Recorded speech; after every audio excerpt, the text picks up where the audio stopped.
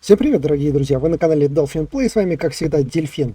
Сегодня у нас 5-й день выживания в зимней карте. Мы сейчас покидаем Вечную Землю. Я тут химичил. Чуть позже делаю видео, расскажу, как делать обалденных, классных, топовых девиантиков. Так что смотрите на канале, ждите выпуска. Он скоро произойдет. И не забываем поставить лайкосик, не забываем подписаться, чтобы ничего не пропускать и быть всегда в курсе и в теме. Итак, мы в прошлый раз с вами решили, что посетим все города и возьмем во всех городах задания, чтобы по 3 раза, по 10 раз, по 20 раз не посещать одни и те же места, все за раз проходить. Итак, мы находимся в городе Пустота. Так, в этом городе пока не вижу ничего такого по заданиям, но тут и есть у нас Лол, и он нам, как всегда, тут расскажет про наших дорогих девиантов. Так, братан, что ты нам скажешь? Значит, вы действительно прибыли сюда, чтобы найти девиантов? И этим огненным пером пишу на темном полотне небес. Кажется, тебе здесь нравится. А можно обогнуть весь земной шар, но больше нигде не найти такой красоты, не говоря уже об очаровательных иных, что прячутся в лаве. Чувак, тут, блин, страшно. Какую ты тут красоту нашел? Ты же не будешь заставлять меня ловить лавового монстра. Ну, разве немного лавы может тебя напугать, а сущие пустяки по сравнению с уже встречающимися тебе опасностями? Тем не менее, хотя сам по себе этот иной не агрессивен, его присутствие вызывает извержение вулканов. Меня не слишком заботит, сколько людей погибнет, но я знаю, что тебе может быть не все равно. Так что решил, что должен сообщить тебе. В следующий раз сразу говори о таких серьезных вещах. А что-то серьезно, девиантик лишний не бывает. Че это тебе вдруг так? Я знаю, что ты в любом случае справишься. И все? То есть это ты надо... Хотел сказать, поймай там девианта, ладно. Есть новые целевые девианты для изоляции. У меня к тебе срочная просьба. Нужно спасти одного несчастного иного. А ты и только ты можешь его спасти. Девианта нужно спасать. А их вообще можно ранить? Ранить? Нет, все гораздо хуже. Он в плену, его пытают. За много миль я ясно слышу его крики о помощи. Ладно, тогда расскажи, что происходит.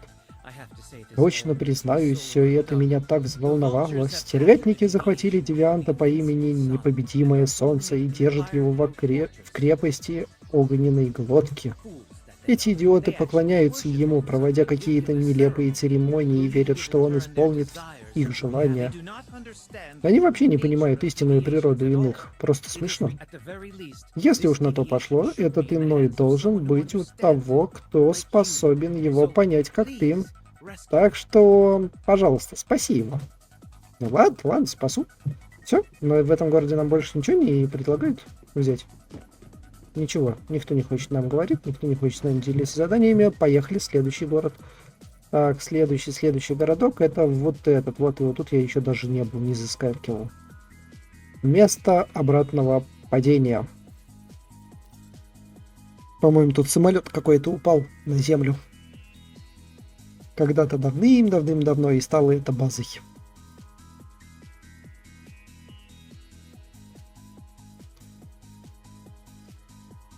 Итак, мы прилетели. У нас тут 1, 2, 3 задания. О, даже основное тут и есть. Ну, давай по порядочку. Начнем, наверное, мы с Месли, как обычно. Насчет выживших среди несломленных. О, это вы. Похоже, вас что-то беспокоит. Вероника говорит, что я совсем не умею справляться с чувствами, и сейчас я понимаю, она права. Как же мне взять себя в руки? А что случилось-то? Это насчет Шарлин. Она самая крутая из тех, кого я знаю. Стервятники сожгли всю ее семью. Она сама еле спаслась. А с ужасными ожогами теперь она жаждет только мести. Иногда я задавалась вопросом, если бы мы наконец достигли мира, чем бы она занималась? Что ж, судьба ответила на этот вопрос за меня. Ее память и боль исчезли, но я не знаю, Могу ли я оставить все как есть? Хотелось бы встретиться с этой Шарлин.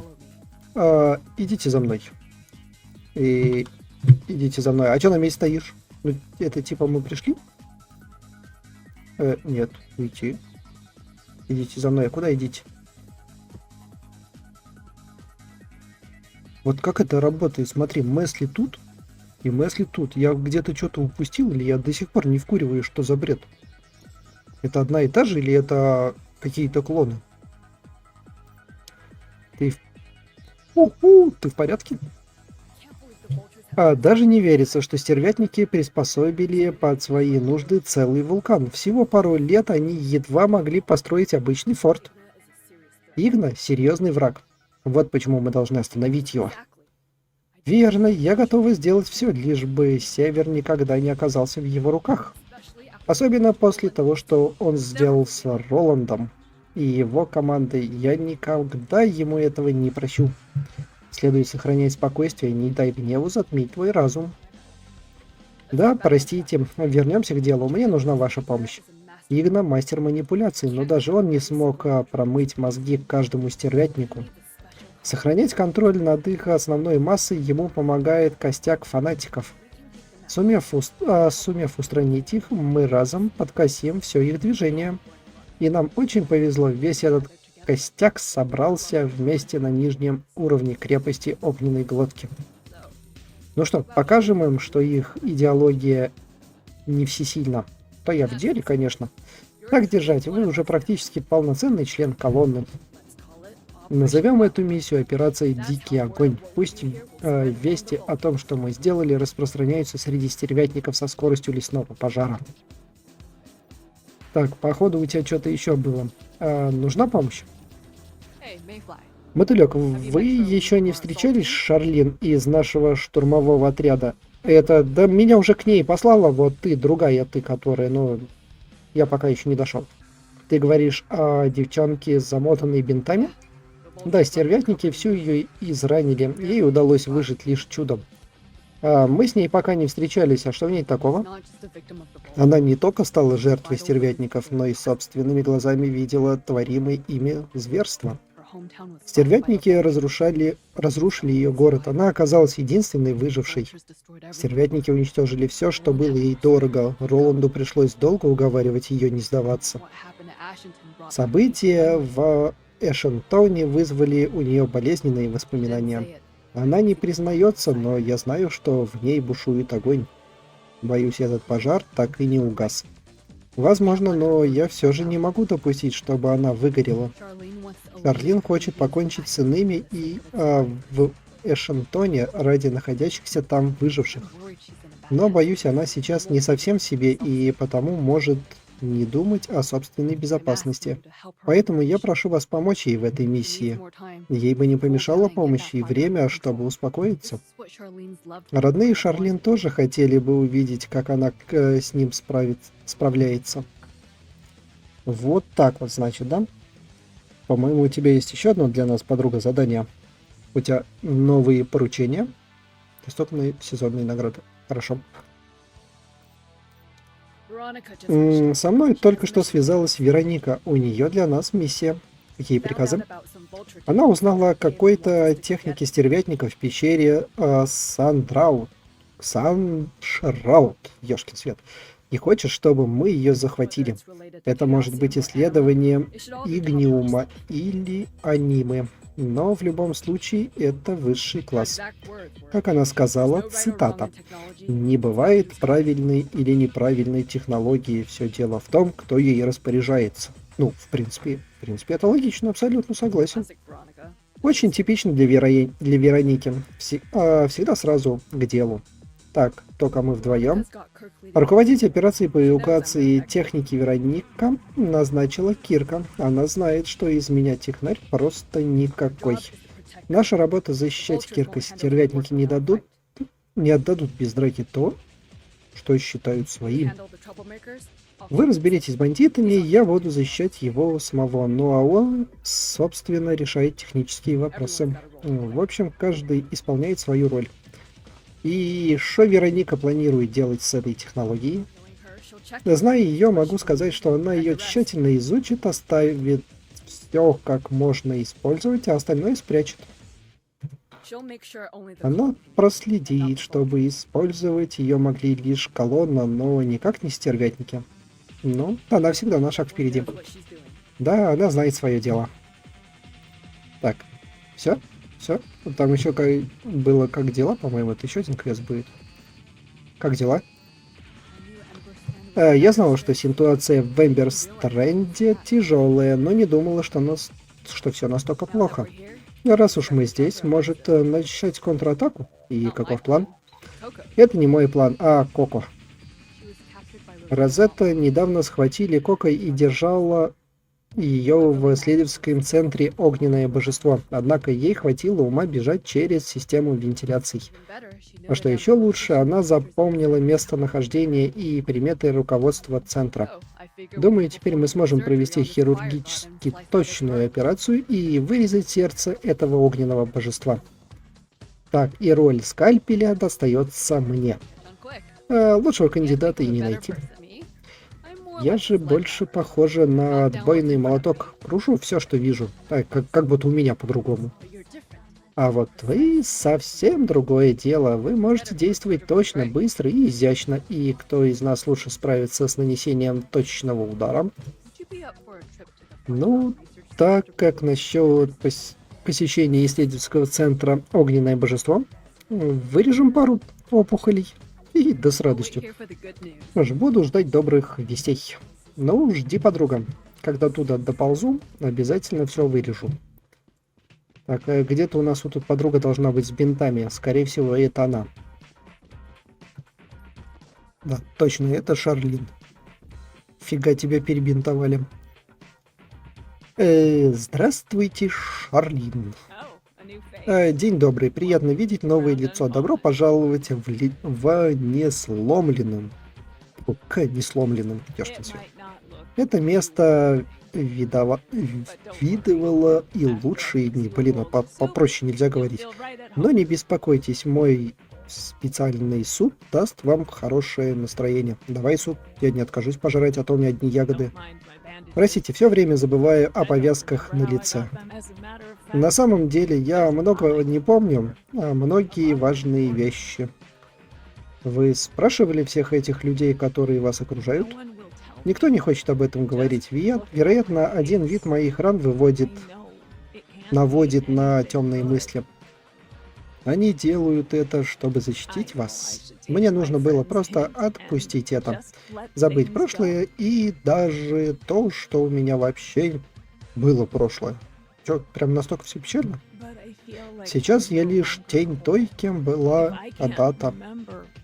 Мне нужна какая-то цель. Какая-то цель? И какая цель? Так, давай еще.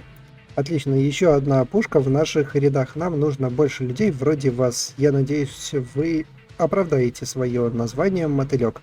Но скоро я и сама увижу это на поле боя. Так, вы хорошо сражаетесь, что с вами случилось? Что вы думаете о партизанах? А что с тобой случилось? Обычные преступления для этих поганых стервятников. Раньше здесь на севере было много лагерей выживших. Мой дом был один из них. Небольшая коммуна на несколько десятков людей. Я жила с семьей и друзьями, и это было отличное место, пока не появились стервятники, которые безжалостно перепили всю коммуну. Почему стервятники напали на вашу коммуну? Кто знает, может быть, кто-то из наших чем-то их разозлил, или они просто захотели нашу землю. Ну или им просто стало скучно. Ну, в принципе, как вариант, это же стервятники. Неважно почему, но стервятники окружили нашу коммуну, начали палить из оружия и сожгли все под ноль. Не знаю, везение это или проклятие, но я оказался единственной выжившей, вся в бинтах, и в итоге рассказываю вам историю о прошлом.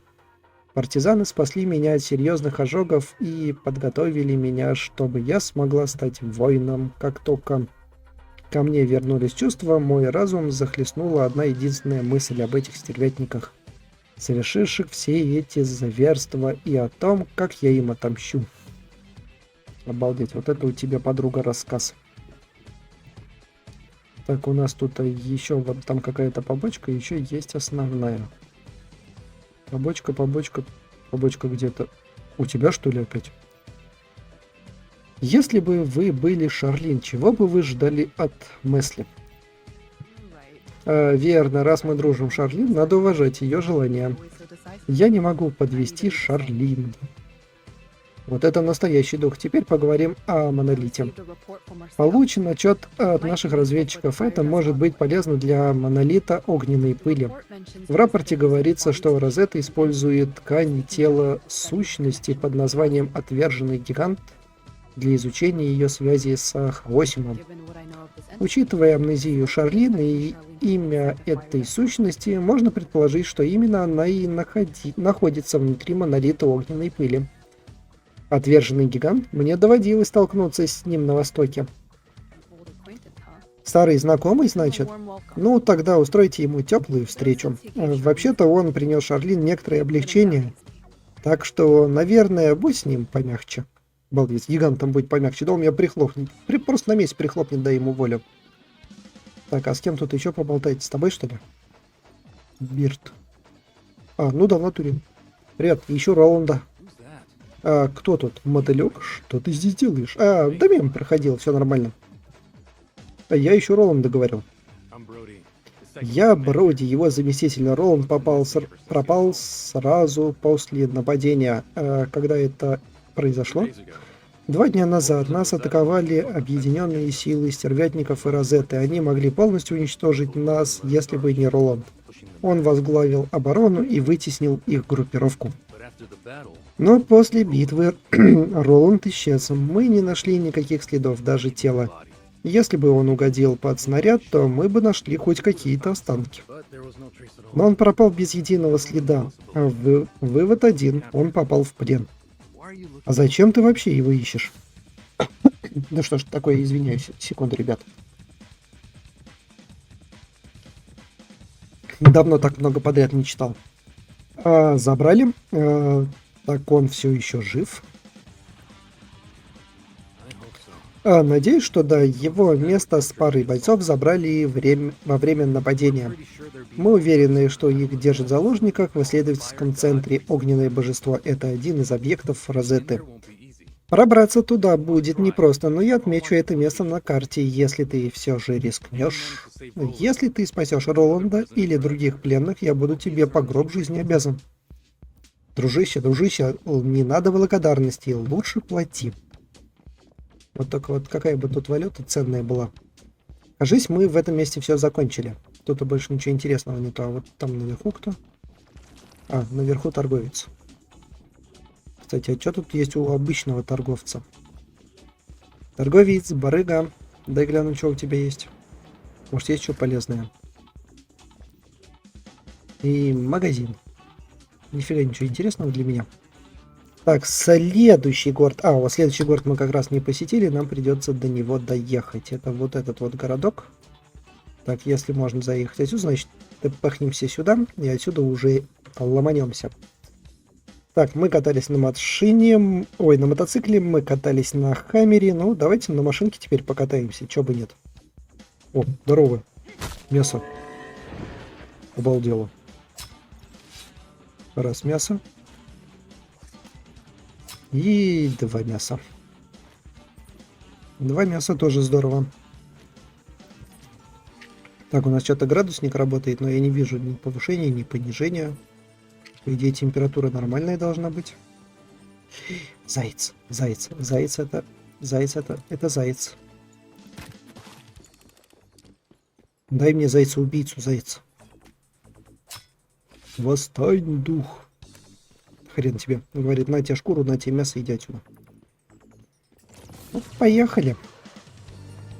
Долетим еще до одного городка. А потом... Цель сезона выполнена. Какая цель? Чего у меня тут все выполняется? Так. Тихо. Кстати, прошло, ребята, обновление. Появились сундуки с девиантами. Там что-то кого-то ослабили, кого-то усилили. И, по-моему, еще немного изменили управление, потому что ездил на мотоцикле. Что-то на нем сложновато ездить стало. Он плохо в повороты стал вписываться. А вот на машинке, наоборот, стал ездить полегче.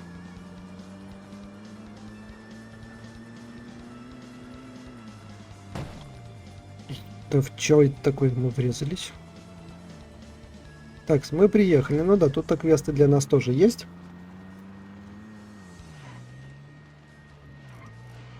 И сюда. Это что у нас за город?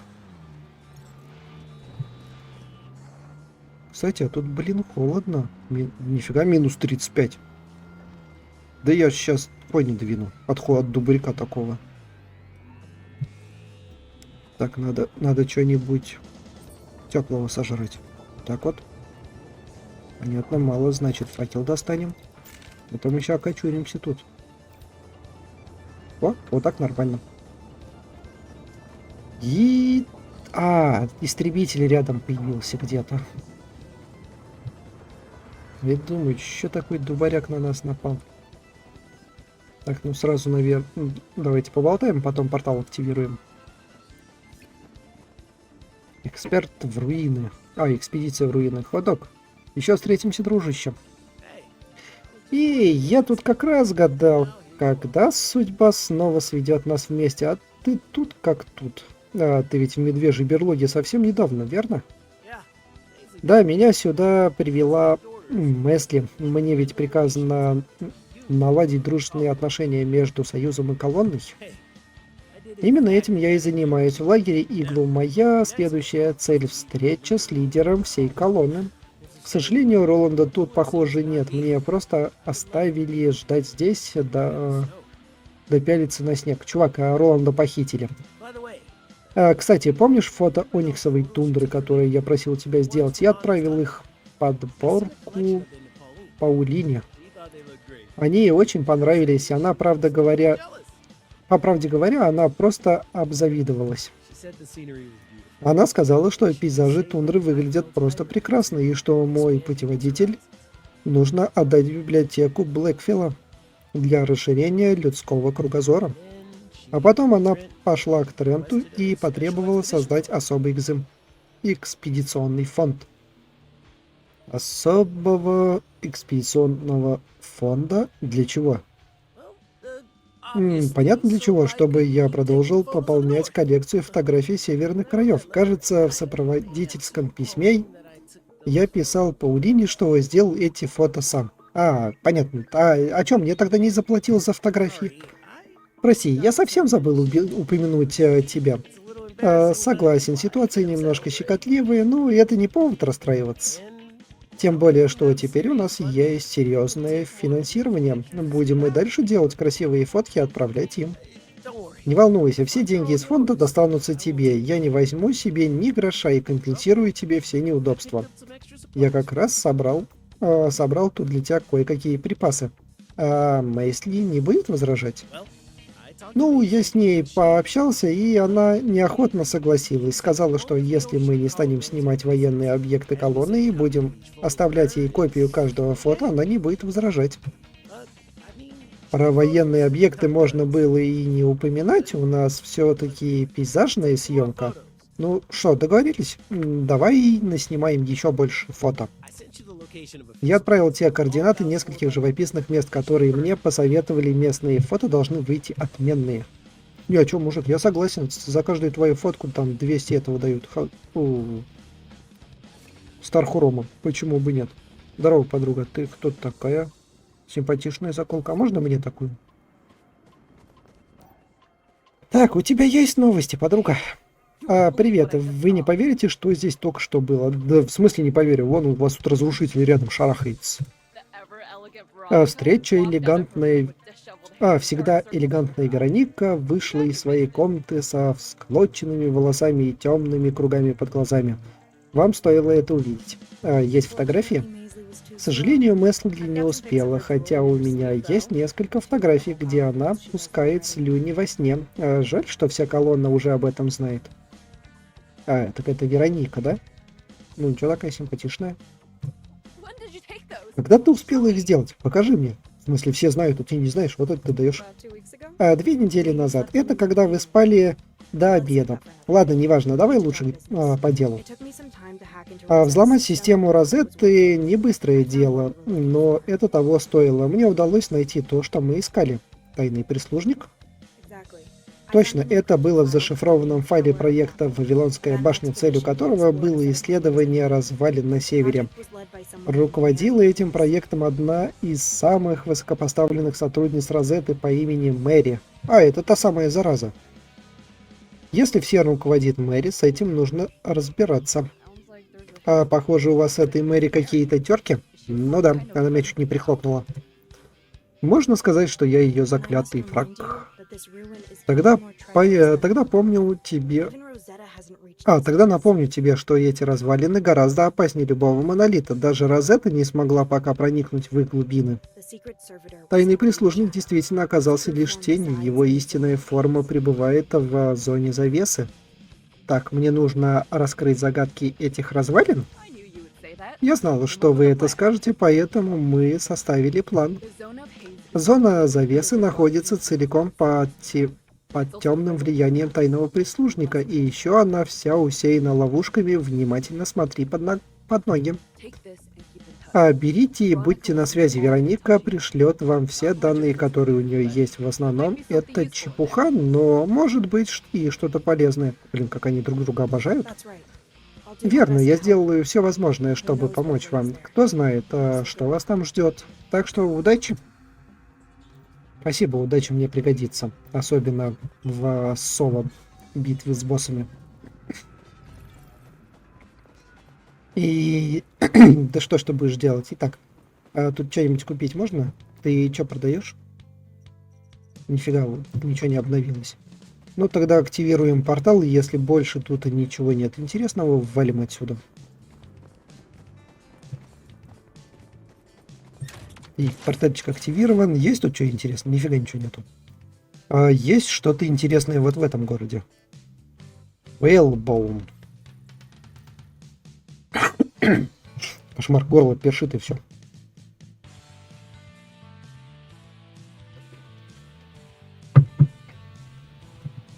Не так, ребята, я вейхоп и вернулся. Это вот опять этот здоровый. Ну-ка скажите, мне не надо будет вон туда наверх чесать? Нет, не надо, уже хорошо.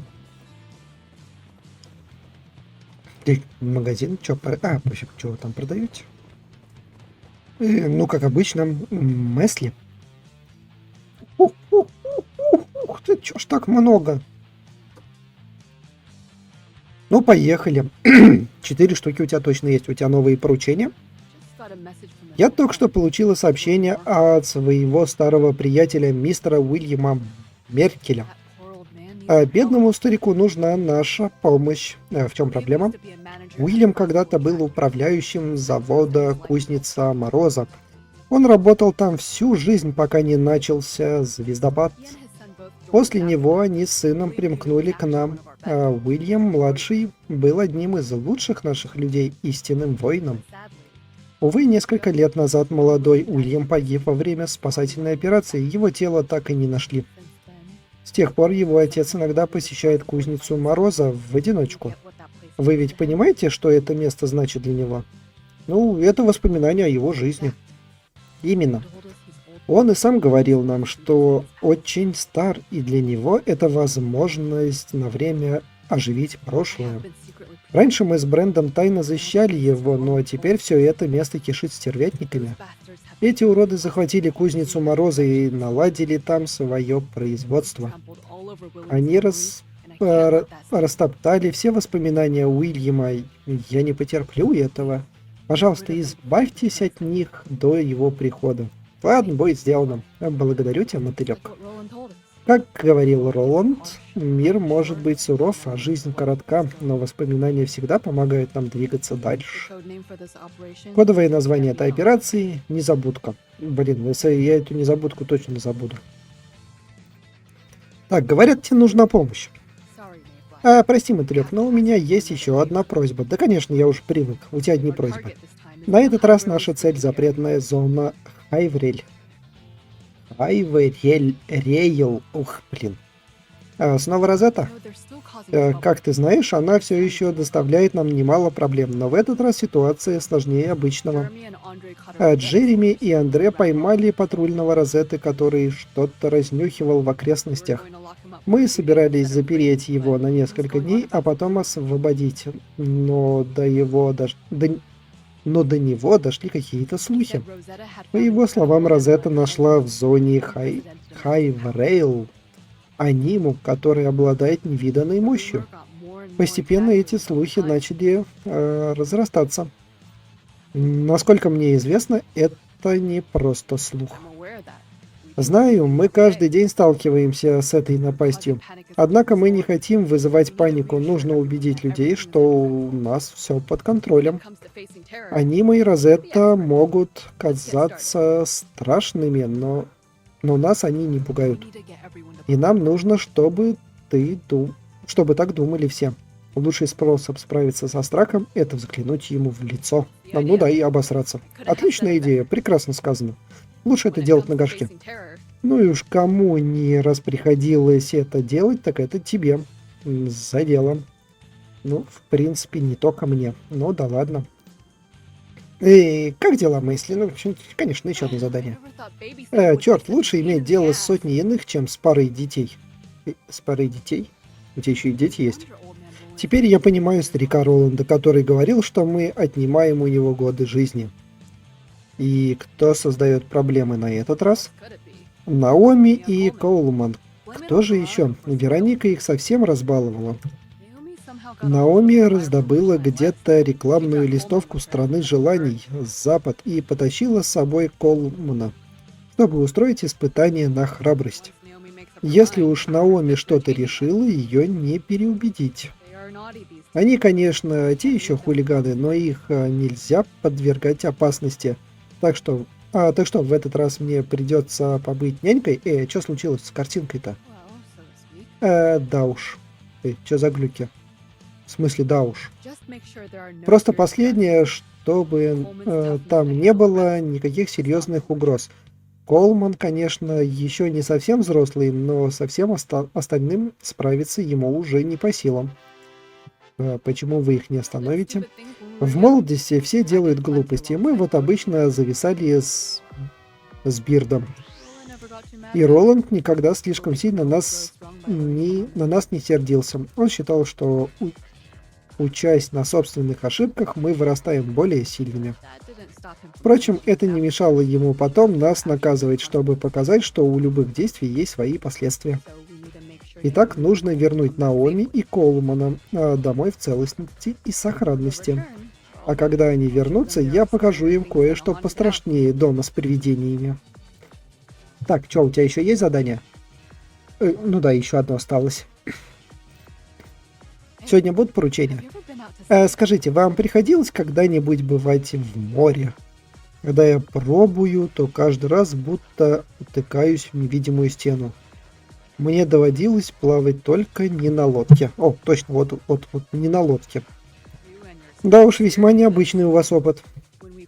Когда мы плыли сюда через океан, качка на том чертовом корабле была настолько сильной, что я поклялась никогда больше такого не повторять. Но Марко сделан совсем из другого теста. Он истинный моряк, ветеран, переловивший, наверное, всех возможных морских обитателей. Дай-ка угадаю, наш клиент это он. И да, и нет, мистер Марко старик гордый, он ничего не просит у нас.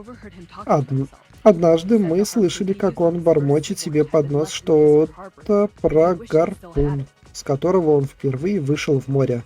Мол, этот гарпун сейчас в гавани Фискура, и как было бы здорово отыскать его. Так совпало, что в тот момент он сидел неподалеку от меня. Я поняла намек.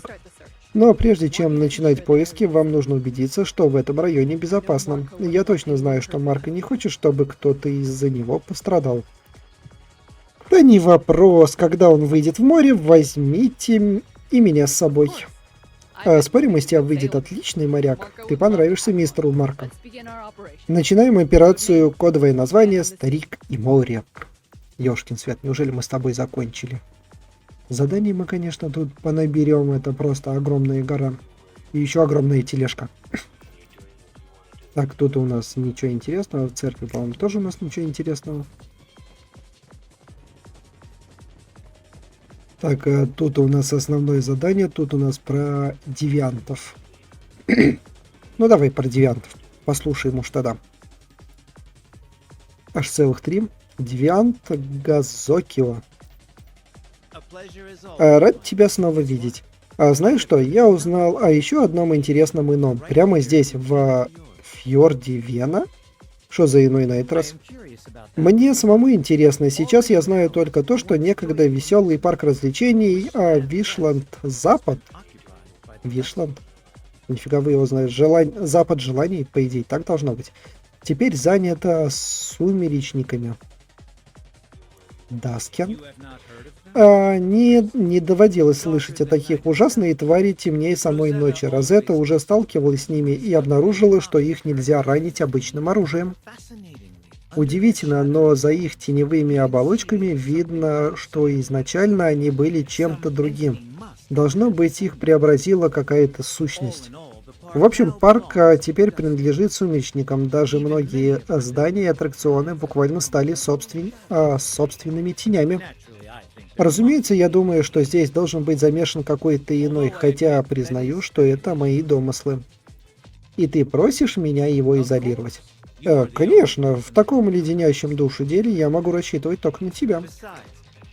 Кроме того, тут есть еще одна выгода.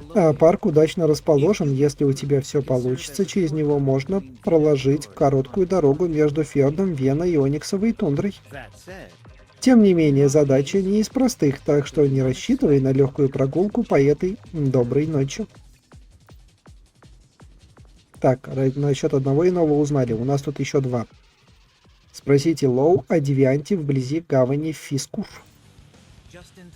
А ты вовремя, у меня для тебя есть свежая информация. И что за информация? Недавно несколько молодых людей прилипли языками к столбу в гавани Фискур. Такое бывает в мороз, я полагаю. А мне показалось, речь идет об ином. Ну правильно, не облизывай железную трубу-то зимой. Особенно в мороз. Не сомневайся, у меня чутье на такие вещи. Точно могу сказать, что здесь замешан иной. Все это звучит вполне объяснимо, даже обыденно, но за этим стоит что-то странное. Поверь мне, детектив по иным, это дело стоит раскрыть. Это я детектив по иным. Горшок со льдом. Нормально. Так, и о каком-то девианте вблизи Уэллбоуна. У меня для тебя еще один девиант. Он называет себя рыбой-гидронавтом и довольно умен. Раньше он жил в воде, но потом сделал себе костюм, в котором может находиться на суше. Не знаю, как ему это удалось. Он опасен? Едва ли. У рыбы-гидронавта нет агрессивных намерений. Можно сказать, что у него вообще нет намерений. Он почти потерял волю к жизни. Конечно, даже при таком превосходном интеллекте рыбе всего 3 года по человеческим меркам, так что выглядит у нее иногда парадоксальный. Взгляды у нее парадоксальные. Откуда ты так много о нем знаешь? У меня свои источники. В остальном, будущее этой рыбы в руках детектива по иным. Ну, короче, это как всегда у меня. Так, а что у нас по основному заданию? Этель. Так, а основное задание у нас с Игной связано. Ну-ка, в городах тут ничего не обновилось. Каждый бабай заданий только нахапали. Прям гора и огромная тележка. Не зря я решил так пройти. Смотрите, 1, 2, 3, 4 задания в одном месте аж. Здесь тоже 1, 2, 3 сразу. Не, ребята, все-таки, если будете играть, по возможности посетите все города и возьмите вначале все задания. Так, мужик, поговорить с тобой надо. Мне нужно решить одну проблему. Я прошу. Нет, я умоляю о помощи. Насколько все серьезно? Температура сильно упала, поэтому в Элборне не жгут слишком много топлива. Мы узнали, что в гавани Фискур есть нетронутый запас топлива и отправили за ним людей. И вот мне приходит сигнал бедствия. Команда доложила, что на них напали из-за гавани. Им никак... и из гавани им никак не выбраться. Их силы уже на исходе, а остальная часть из наших находится слишком далеко и не в состоянии прийти на подмогу. Так, и тебе нужна моя помощь. Верно, и я готов щедро тебя отблагодарить. Ладно, убери оружие и сиди здесь. Я пойду с тобой, ведь это по моему приказу люди попали в беду. Не стану же я сидеть без дела, пока не в опасности. Ну, я, конечно, понимаю, но прошу оставить это дело профессионалу, то есть мне. Прости, я ведь даже оружие в руках ни разу не держал. Лучше не буду мешать. Я отмечу, где находится этот порт. Только будь осторожней, мои люди передали, что там происходит нечто странное. Ой, я же совсем забыл спросить, как тебя зовут. Ничего, меня зовут Дельфина. Дельфин, судьба моих людей в твоих руках. Ай, оставь это дело профессионалу. Хоть себя не похвалишь, никто не похвалит, блин. Это тоже как раз-таки там. Так, стоп, это кто здесь? Вот тут кто-то внизу. Так, найти Уэсли, спросить ее о ситуации.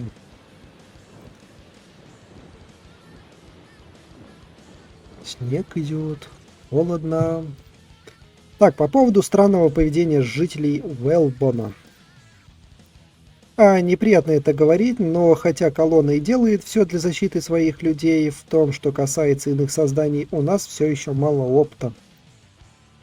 Ничего, разбираться с иными созданиями – моя специальность. Говорят, ты настоящий эксперт в таких делах. В общем, ситуация именно такая, это похоже на одержимость. Девушка выглядит так же, как и раньше, но ведет себя как совершенно другой человек. Will be better appointed here. Как. Раньше это показалось бы мне невероятным, но передо мной стоит живой пример того, что невероятное возможно. Нифига не понял, ну ладно. Эту девушку зовут Фрейя. Вчера она начала называть себя Брианной и настаивает, что ее сестра это на самом деле ее ребенок. Она не отходила от своей сестры, и это реально жутко. Так, думаешь, эта Брианна согласится поговорить со мной? Да, без проблем. Да, хочу предупредить, Фрейя склонна к гиперопеке. Впрочем, не буду объяснять, все сами увидите. И что за семейные разборки? Добраться до хижины и Фрейи ее сестры.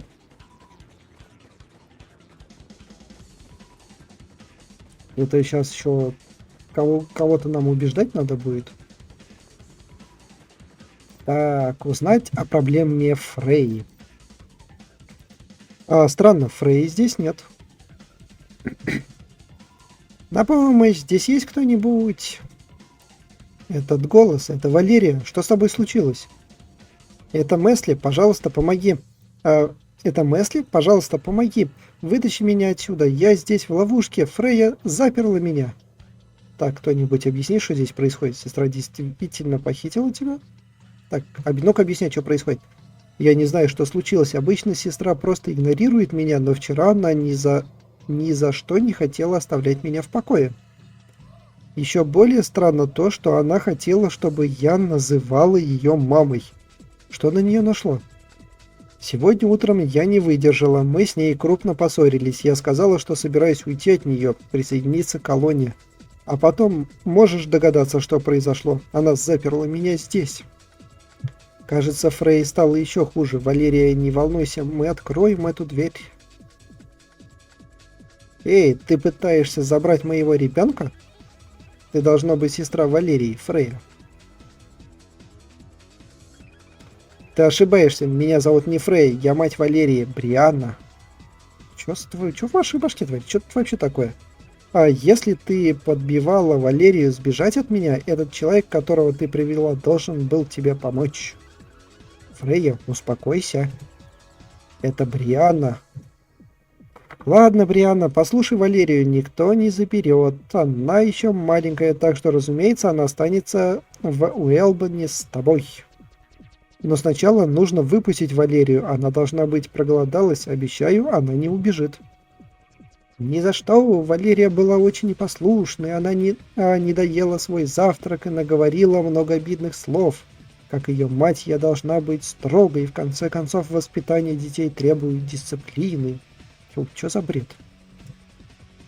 Боже, какая мать будет запирать своего ребенка? Эй, не твое дело, я сама разберусь с дочерью. Серьезно, Месли, ты не знаешь, каково это быть матерью. О, я ж мать включилась. Этот мир слишком опасен, без меня Валерии не выжить. Отныне я не буду держать ее в этом уютном домике, растить ее здесь, в безопасности и безмятежности. Не пытайся открыть эту дверь. Лучше бы моя дорогая вообще не родилась, чем знать, что с ней что-то случится. И зачем ты это делаешь? Потому что я хорошая мать. Что за бредятина, блин? Ребят, вы чё?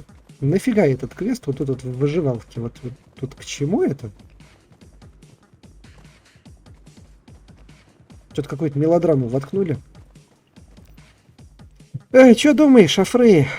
С Фрей дальше разговаривать бесполезно. Просто посмотри на нее. Ее невозможно переубедить. А что, по-твоему, лучше всего сделать дальше? Имя Брианна мне знакомо. А есть ли поблизости монолит? Да, лавинный монолит. То есть ты хочешь сказать, что Фрея такая из-за этих ублюдков из Розетты? Из-за великого, которого они сдерживали. А что-то подобное уже случалось. Извините, я могу справиться со стервятниками, но не думаю, что смогу победить великого. Ладно, разберемся. Монолит оставь мне. Понятно. Буду следить за Фрей, чтобы она не сделала Валерии хуже. Боже, бедная девочка. Я рассчитываю на тебя. Если попадешь в беду, просто дай мне знать. Я приду на помощь, как только смогу. Это была вся предыстория. Значит, вы все еще помните ту несчастную женщину из мейр-маркета Брианна? Каким-то... ну да ладно, давай-ка найдем якоря разлома, чтобы открыть монолит. То, что находится внутри него, довольно там чего-то как-то того-то. И победить древолюда. Так эта вся предыстория была для древолюда. Так, ладно, ребят, давайте по ближайшему квесту. Ближайший у нас вот этот рыба-гидронавт. Направляйтесь в маленькую гавань у Уилбона и найдите девианта. Ну, пойдем.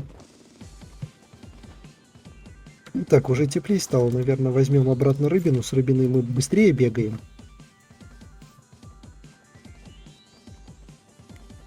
Кошмар. Вон наслушались истории. А я думаю, что за мелодрама? А оказывается, это действие монолита.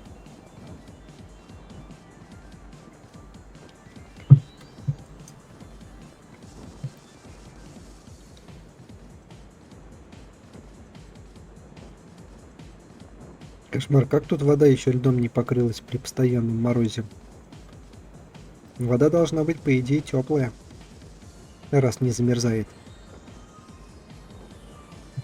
О, гидронавтик, здорово. А я тут пробегал, тебя не было, кстати. Фига себе. Ля какой. Золотая рыбка. Поговорить... попробуйте пообщаться с рыбой-гидронавтом. Какая удача! Ты служишь Лоу? Служу? Ты шутишь? Так сказал Лоу. Он сказал мне, что ты давно служишь ему верой и правдой. Фига себе. Все-таки в его истории были некоторые пробелы, поэтому у меня оставались сомнения. Ты давно знаешь Лоу? Да, мы иногда переписываемся. Кажется, он не особо рассказывал тебе обо мне и о моей просьбе. И какой просьбе? Аквариум себе хочешь, что ли? Новый. Пожалуйста, помести меня в капсулу анабиоза. Ты о капсуле, в которой меня держала Розетта? Да, но не пугайся. А для меня это было бы облегчением. А как видишь, я немного умнее остальных рыб моего вида. Это сделало меня изгоем, вынужденным скитаться в поисках более подходящей среды. Я собрал материалы, выброшенные людьми, и сделал себе этот костюм. Я даже выучил ваш язык, чтобы общаться с такими, как ты. Кстати, почему вы, люди, выбрасываете так много мусора в океан? И даже не знаю, что тебе на это ответить. Ну, лично я не выбрасываю. В общем, я думал, что если рискну выйти на сушу, то найду себе место. Но, как оказалось, люди не слишком-то привечают чужаков. Ну да, не особо любят. Особенно говорящую рыбу. Золотые рыбки живут мало, поэтому анабиоз мой лучший шанс. Надеюсь, когда я проснусь, в мире будет больше таких рыб, как я. И тогда я больше не буду одинок. Так, ты же знаешь что-нибудь о гиганте, который живет в загрязненных водах? Ты когда-нибудь встречал угря из батарей? Ты знаешь о медузе Марже со способностями к регенерации? Так, погоди, ну о гиганте, который живет в загрязненных водах, меня не интересно. Угря-батарейка это... Мы видели такого, ничего интересного. Давай вот спросим лучше о медузе Марже. А никогда о таком не слышал. Если у тебя есть время, может быть, расскажешь мне про это?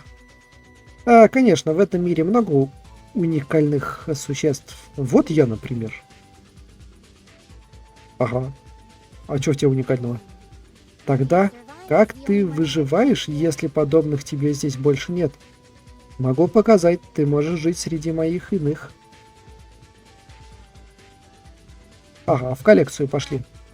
Я? Извини, я долгое время был вдали от других живых существ. Мне нужно время, чтобы привыкнуть.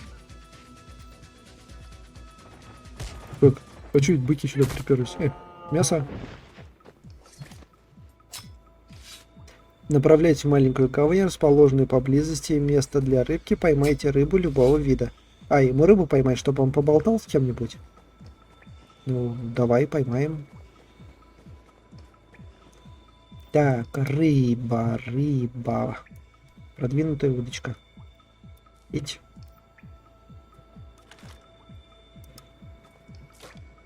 Интересно. Ну, тут как-то, кстати, странно, если вот в предыдущей локации все-таки было понимание речная рыба, морская рыба, она была как-то привязана, то тут вот я сколько рыбачил, так и не заметил особой разницы. Хотя и нет, есть небольшая разница. В одном месте только крупняк ломится, но получен аквариум. В смысле, я рыбу достал, получил аквариум. Первый раз такое. Так, вернитесь на свою территорию, посадите пойманную рыбку в аквариум. Блин, сейчас вернусь на свою территорию, а потом опять сюда лететь. Ну, давай вернемся. Почему бы нет?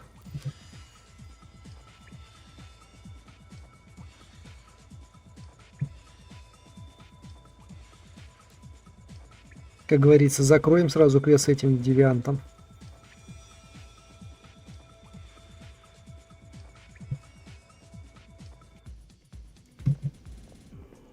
Так, посадите пойманную рыбку в аквариум. Так, дверь нафиг закроем сразу, чтобы на нас не нападали тут. Что-то пить охота, и у нас что-то уже где-то заканчивается. Давайте, наверное, чайку сделаем. У нас есть чай в холодильнике? Так, тут нифига. А что такое все крупное стало? Было все гораздо меньше в размерах. Надо посмотреть, будет потыкаться в настроечках. Так, нам нужен чаек. Мне вот чаем люблю пользоваться. Давай вот чай сделаем вот из этого. И из жимолости тогда. Так, посадите рыбку в аквариум. Так, а где у меня аквариум свободный? Так, тут у меня занято. Тут у меня тоже всякой рыбы плавает полно. Посмотрим наверху. Так, этот аквариум тоже занят двумя большими. Этот аквариум. Тут у нас места нет тоже. Ну, давай заберем гуппи, посадим сюда скумбрию. Все, квест закрыли. Убираем скумбрию, возвращаем Гуппи. Все, теперь сообщите рыбке, что вы нашли компаньона. Сейчас чаек заберем. И... пожрать. Так, полетели. Рыбки, скажем, что мы все нашли. Рыбка, рыбка. Это ближайшее вот сюда, и отсюда просто вниз.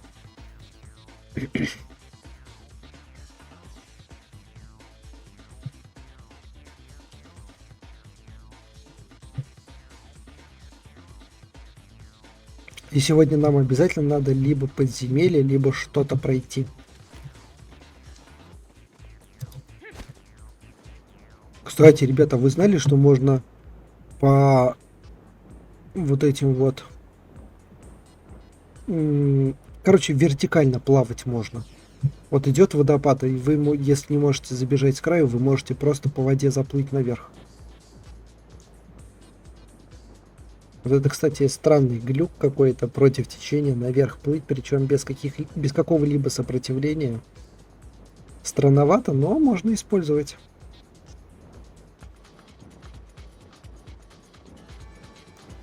Риба, я нашел тебе рибу. Сообщите рыбе-гидронавту, что вы нашли ей компаньоном. Что-то я еще... Ну, извините. По правде говоря, давно я не чувствовал такого естественного единения. Даже если мы не можем общаться между нашими видами, все же есть первобытная связь. Спасибо тебе, я готов присоединиться к вам. И все? Хлобысь. Мы получили рыбу-гидронавт. Ну, нафига эта рыба нужна нам, не знаю. Потом будем разбираться. Так, мы сейчас прямся сюда. А вот, смотри, у нас тут как раз есть изоляционный бункер Пси. Вот его мы тогда и пройдем сразу. Сейчас только вначале вернемся. Так, а может... На мотоцикле, правда, он почти взорвался уже. Ну, попробуем. По-моему, на мотоцикле будет чуть-чуть быстрее. Нафиг. Хотел сказать, быстрее будет. Ага. О, вот тут должно быть побыстрее. Если опять не упадем. Яй! Нафиг рисковать так. Волейбон. Вот тут написано Волейбон. А как город назывался по-другому? Склерозник. Местное кладбище.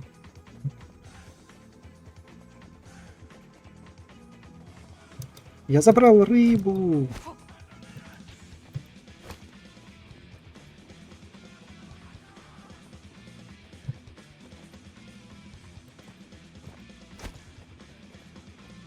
Так, попробуем Пси пройти. Все 3 сложности. И, наверное, что у нас тут по заданию есть? Ну, вот эту вот тему Тут огромный город. Хотя, наверное, давайте этого. Это вот с этим мы не справились только с про-версией. Вот тут вот лавинный монолит. Вот с ним попробуем еще поговорить.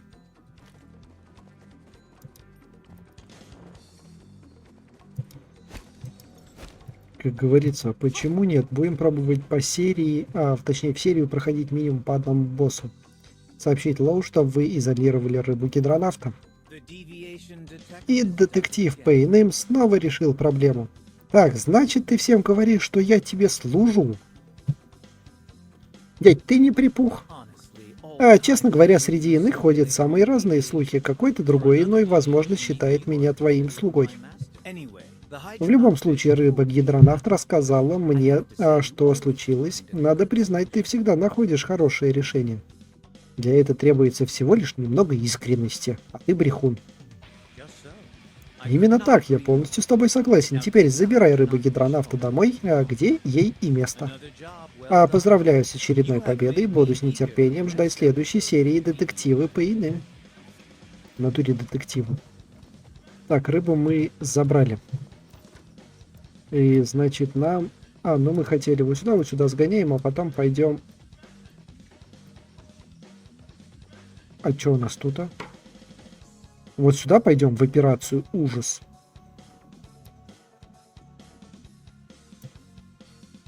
Да, пошли сюда, а потом в операцию «Ужас». Посмотрим, что за задание. Это у нас охотник за наградами же. Вначале глянем, что за карта, потом посмотрим высокую сложность, на что способна, а потом попробуем режим Pro пройти.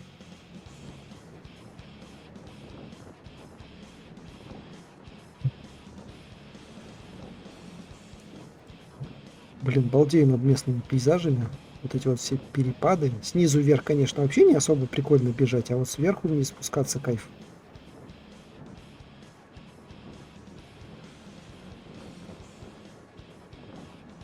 Что это там такое?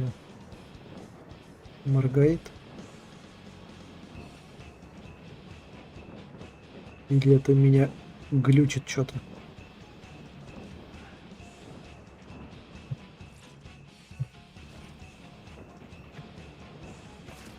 Сигнальный огонь, что ли?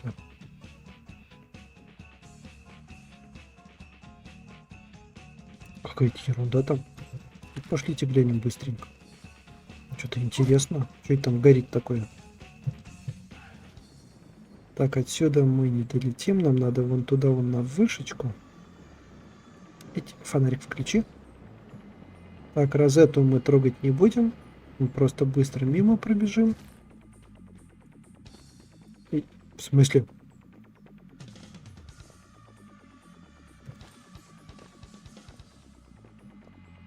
О, нифига. Я уже думал, что за ерунда сквозь лестницу прыгает. Ползем, ползем, ползем по лесенке.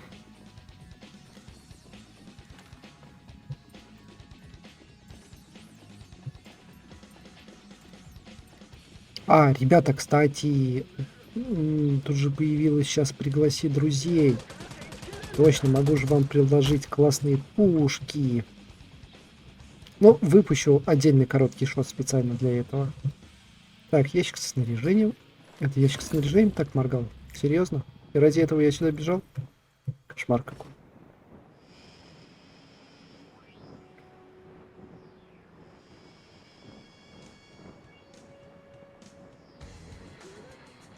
Здорово, мужики, я просто мимо пробегал.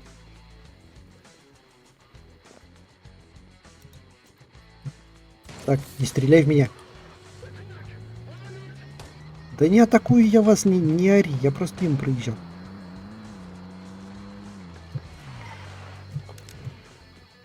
Так, Тимен, здорово. Есть новые задания категории «Охотник за головами». О, мой любимый мотылек, у меня есть для тебя интересное задание. Цель Дерек. IS-7381. Клиент Дерек Берти. Удивлены? Вы, наверное, подумали, надо же, полные тески. Бывает же совпадение. Так вот, это и вправду один и тот же человек. Поверьте, когда он ко мне обратился, я и сам был потрясен. Взяв оплату, я должен был подписать смертный приговор самому клиенту. Но правило есть правило. Так или иначе, доказательства бесспорны, а награда назначена на законных основаниях. Да свершится правосудие. В смысле, он сам на себя подал охоту? Дерек Барти, похоже, любит острые ощущения, что может быть экстремальнее заказа на собственное убийство. Я даже в чем-то ему завидую. Каждый день он, наверное, получает такой приток адреналина. И не говори. Короче, вот это вот Дерек.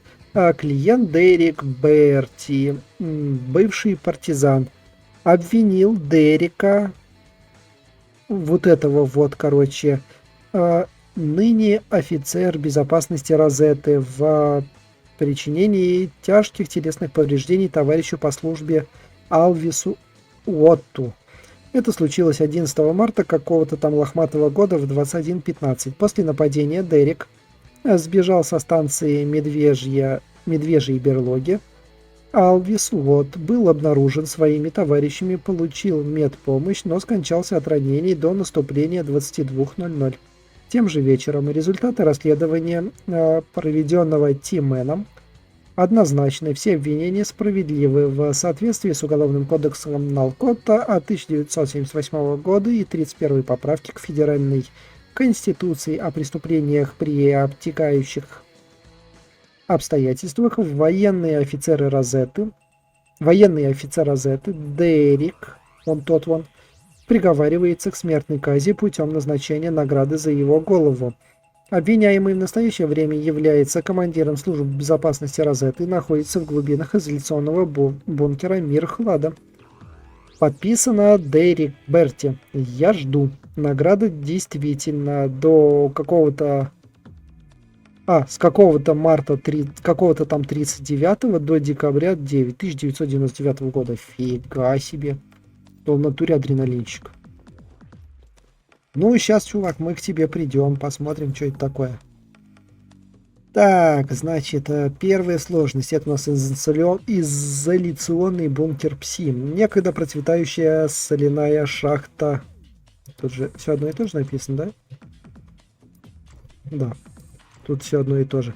Некогда процветающая соляная шахта Флоусайт обвалилась в результате звездопада. Отряд элитных войск Розетты, разместившийся в ней, вынуждены бесконечно гоняться за тенями в попытке дотянуться до темной силы, скрывающихся у нее в ее нетронутых глубинах.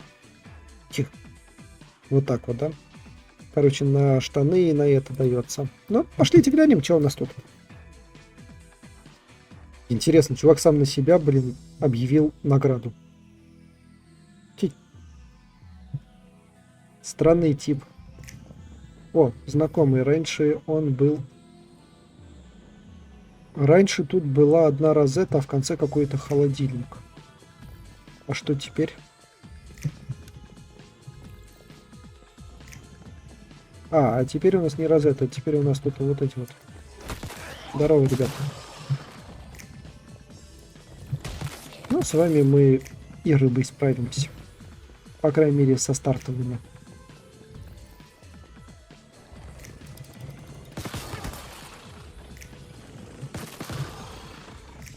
Икс. А вот туда я уже не хочу. О, патронов тютю.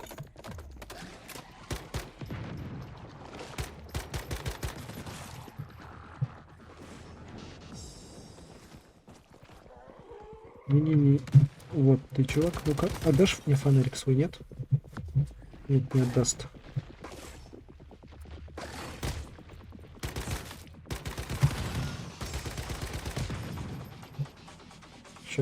Чё ты вообще расслабился?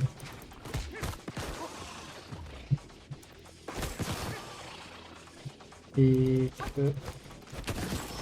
Ребята... Погодите, я ящик заберу. Ну, в принципе, пособираем ресурсы, почему бы нет? Лишнее, что ли?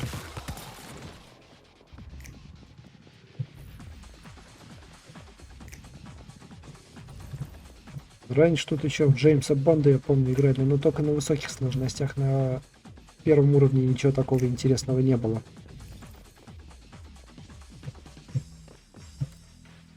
Ящик для хранения. Карточка забрать. Тут, по-моему, даже босс всего один был, не два.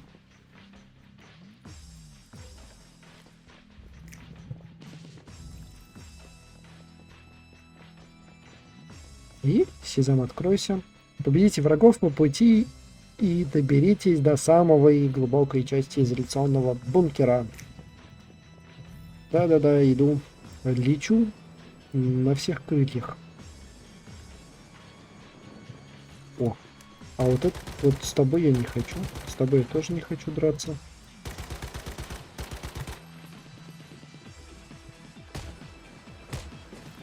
Так, есть фонарик. Давай сюда фонарик.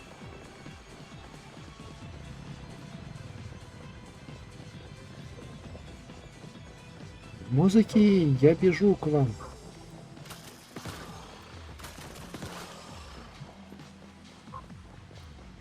Да. Ради двоих зря фонарик тащил. Так, тут и ничего нету. Вот я помню, вот сюда вот надо было еще сбегать. Вон там вон наверху было.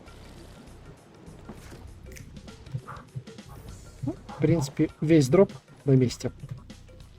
Все как было, все так и осталось.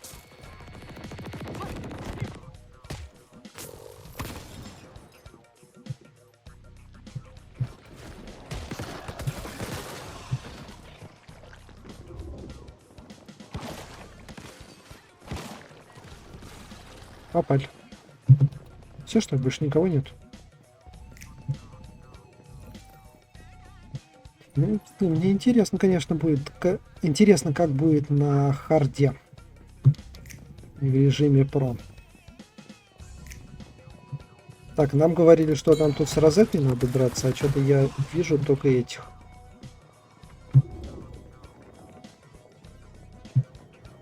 Только иных. А розета когда начинается?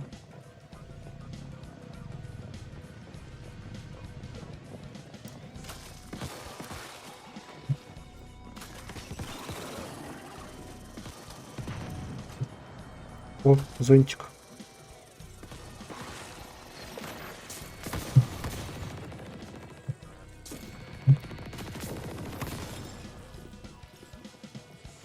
И девиантик тут. Не, я не хочу в душу бежать.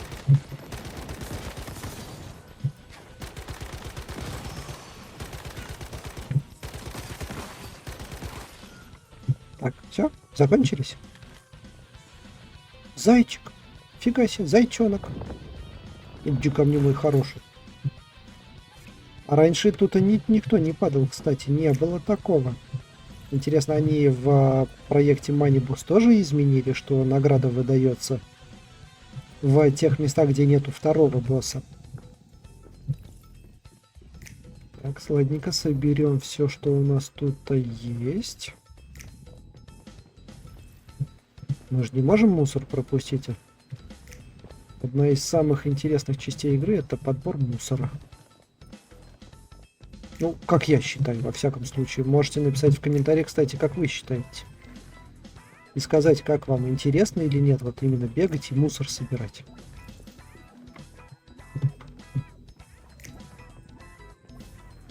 Так, смотри-ка. А чё, дверь закрыта? Дверь открой.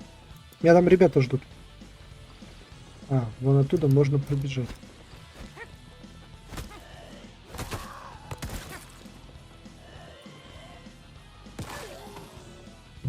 Офигеть. А, в дверь теперь тут открывается. И Гася, вы дорогу изменили. И говорят, постой вот в луже. Психоз получай. И вот Джеймс Бонд в деле. Видите?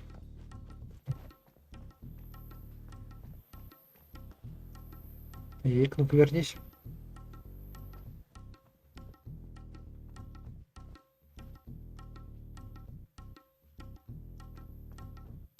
Ну, во всяком случае, на этом уровне несложно. Так, что у нас тут интересного?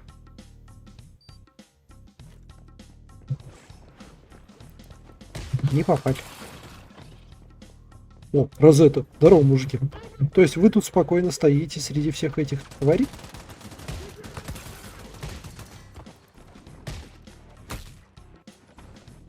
Так, ну этот ящик на месте остался. Ящик со снаряжением. Хорошо.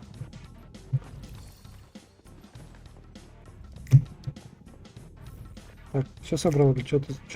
Ай, там за стенкой. Куда мы сейчас еще сбегаем?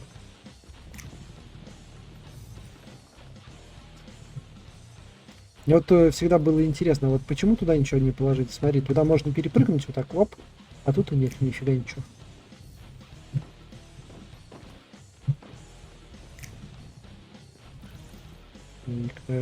Глобус, мусор.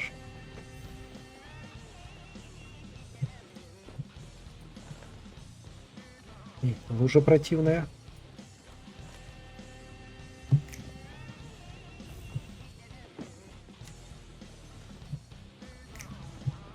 Ну да, чуть-чуть дорогу изменили. Раньше был там тупик, а здесь и здесь тупик. А вот это выключает эти. Ну, в принципе, все так же. Так, граната. Пистолета у меня нету с собою. Блин, пакетное удаление, меня теперь вот это пугает.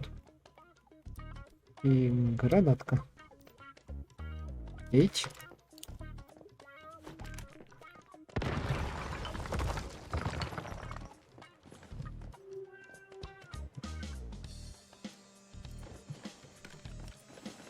Ну, антидоты хорошо. Видите? Так, прошли. А вот тут вот начинается холодильник.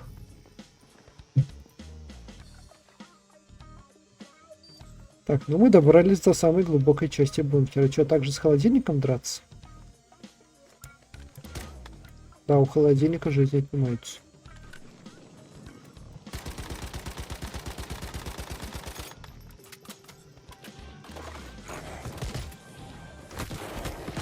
Вот, погоди, нам же какого-то дядьку надо убить, или прям самого холодильника этого.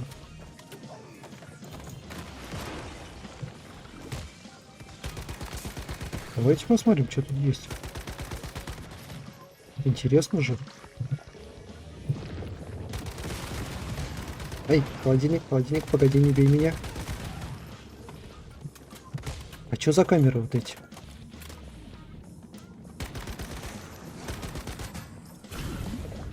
О. Душа в камеру затянулась. А нафига?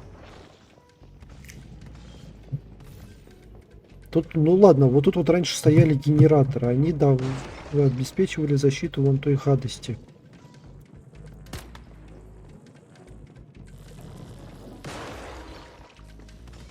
Вот тут вот ничего нету. А что сюда надо поместить?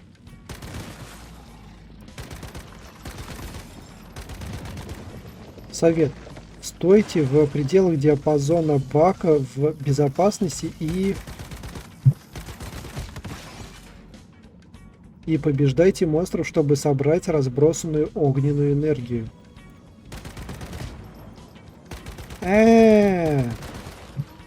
Ну, просрал я этот момент, да? Я вот тут вот одного убил. Оказывается, надо его душу было сюда затянуть. Давайте глянем. Вот тут вот ничего ли нету случая нового. И тогда уже будем добивать этот пустой дом. А, вот тут тоже есть, смотри-ка. А для чего? Ну сюда-то мне некого затянуть. Но пока он слабый, это еще ладно. Самое главное, не убить его. О, вот они, вот они. Смотри, вижу внизу, вон он встал, гад.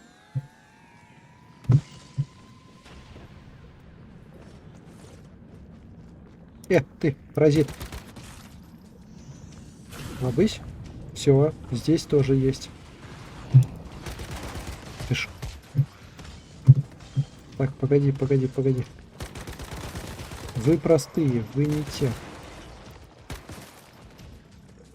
Мне нужен бомбардировка. Мне надо наверху подождать дядю и еще одного, по идее, засосать туда. О, обжора. Обжора, здорово.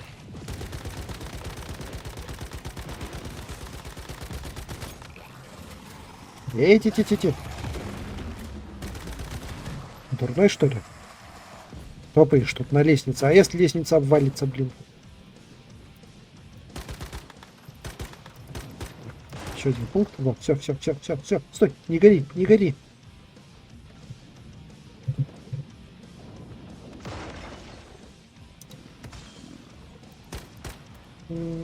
Да, походу уже больше никто не появится, его просто убивать. Давайте гляну, просто пробегусь на всякий случай еще разок. Когда следующую сложность пойдут, точно надо будет пробежать по ним по всем и собрать все. И посмотрим, что изменится, что это такое будет.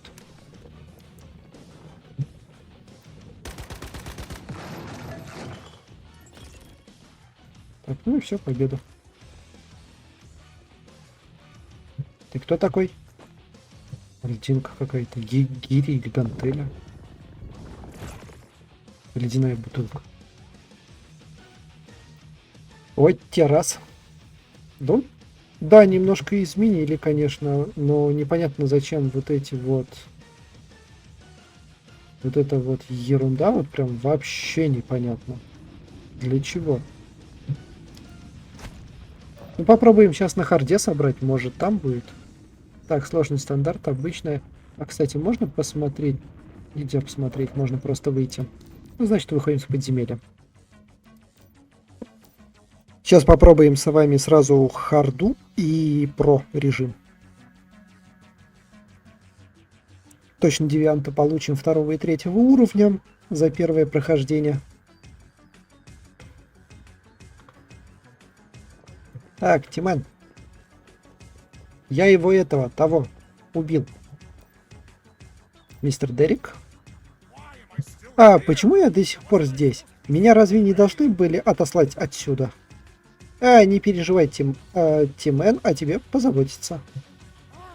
А, только бы поскорее, я должен страдать, помучить меня хорошенько. Ну же, да, сожги меня в адском пламени, да! Блин, он мне этого чувака напоминает. Ломай меня полностью. Помните, мем такой был? Что ж, еще один довольный клиент. Хоть он и слишком долго медлил с оплатой, спасибо, что уладил это дело. Вы сполна заслужили награду за него. Итак, этот человек обезумел либо из-за чувства вины за убийство своих товарищей, либо из-за боли от замораживания во льду. И теперь они хотят, чтобы вы убили их?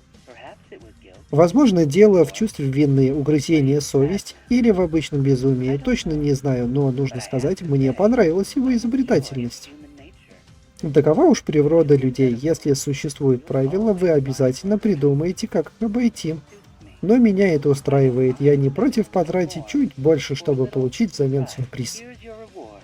Вот ваша награда. Преступники делают мир интереснее. Вот только потом нам с вами приходится восстанавливать в нем порядок. Интересно. Очень интересно. Ладно, давайте. Сложность хард. Поехали. Так, интересно, начало я смогу с рыбиной спокойно пройти или нет? Или уже будет жестковато?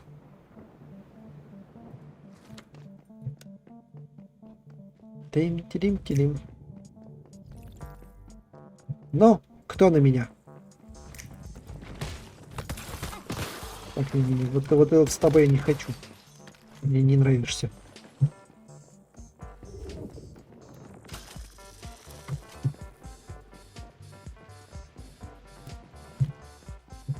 Так, мы тут все забрали? Ничего не забыли, чтобы не возвращаться потом?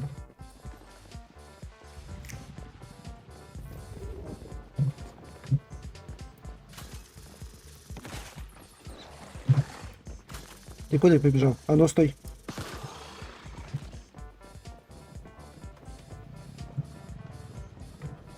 Так, тут вроде ничего интересного нету.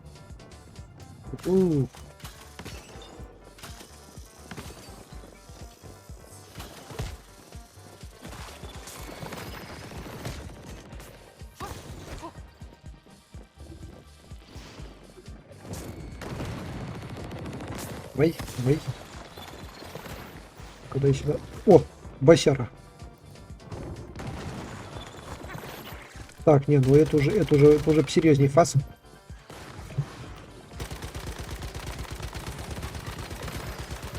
Регенерация.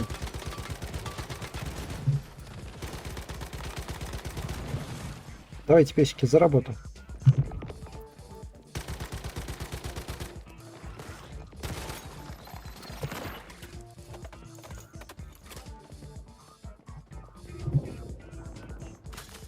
Тебя мы подсветим. Все, больше ничего нет.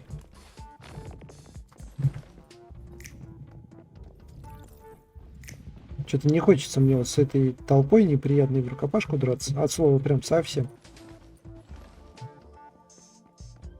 Ну это...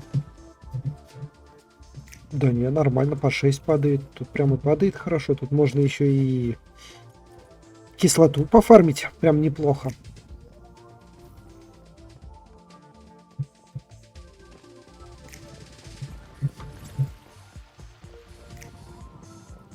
Вот что это за камера такая? Вот, вот.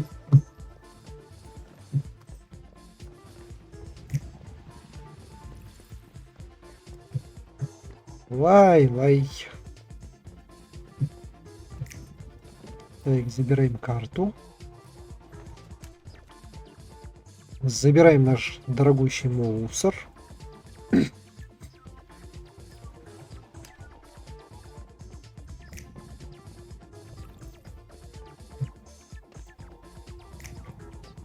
Не, наверное, ребят, сейчас пройдем режим Pro и серию тут закончим. А то иначе у нас очень долго получится по записи. И продолжим охоту на босса уже в следующей серии.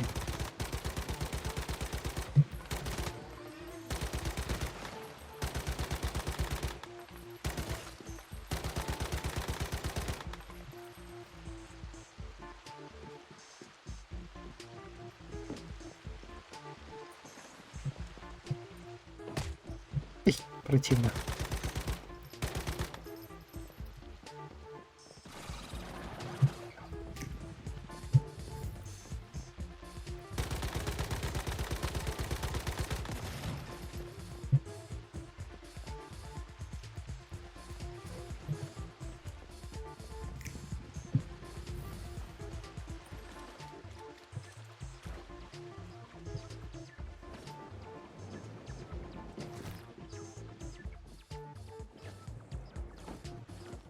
Ну, я бы не сказал, что прям пока что ощущается сложность.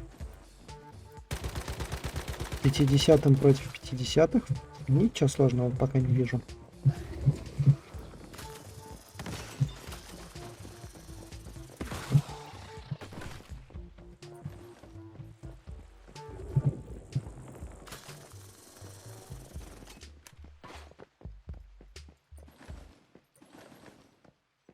Все забрали.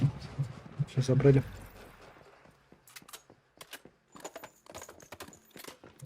О, шарик, здорово.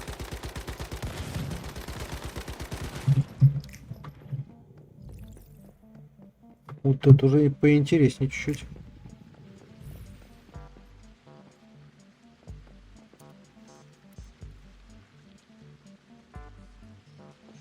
Давайте-ка мы, наверное... Класс. Ноги... Давайте мы, наверное, ноги сломаем. А чё бы нет?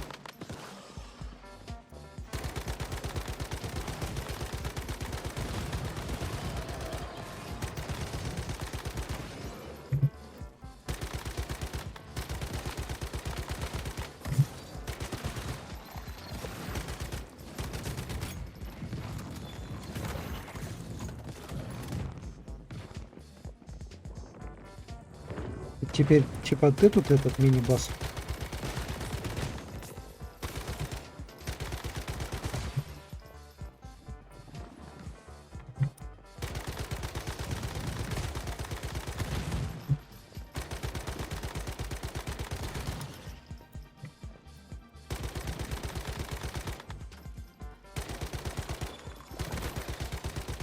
А в прошлый раз были другие, а в этот раз пауки здесь рождаются.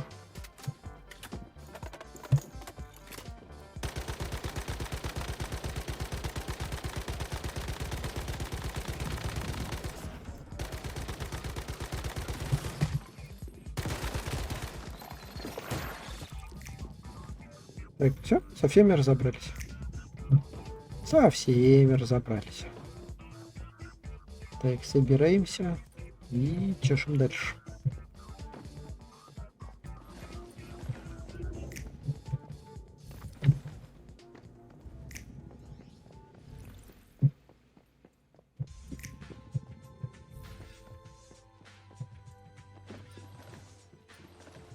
В этот раз нам девиантика тут не дали, да? Говорят, в прошлый раз мы тебе дали, в этот раз обойдешься.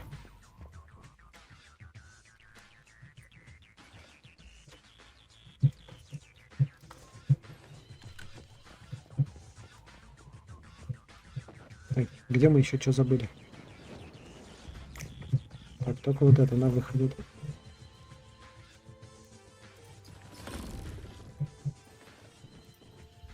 Я думал тут с розетой драться, а тут, блин. Так, поднимись. Ух ты. Вот это здрасте. Вот это прям ой-ой-ой было.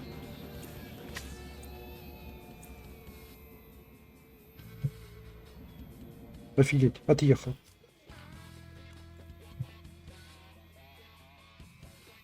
Прям сразу причем.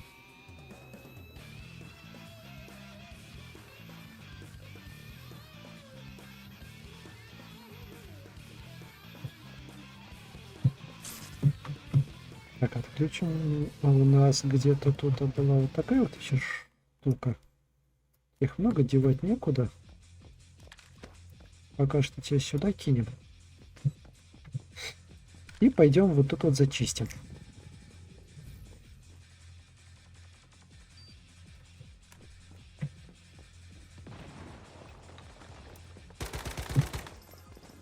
Не, ребят, не, с вами надо рыбой.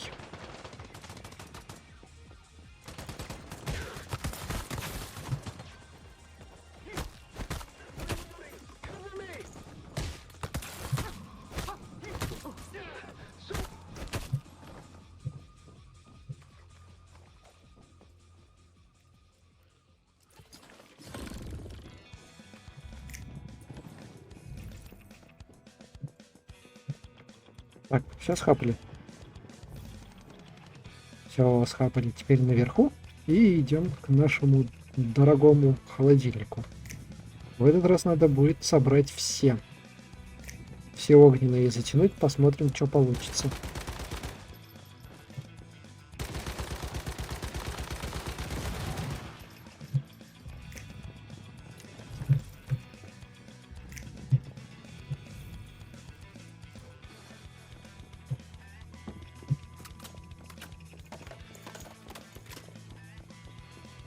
Так, псинку сразу лучше не призывать, чтобы нечаянно опять лишка не побахнуть.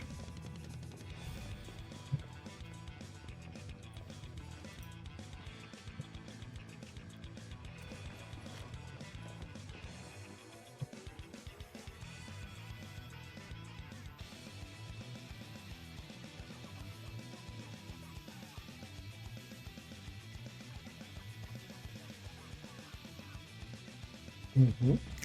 Чисто гладенько. Джеймс Бонд вернулся.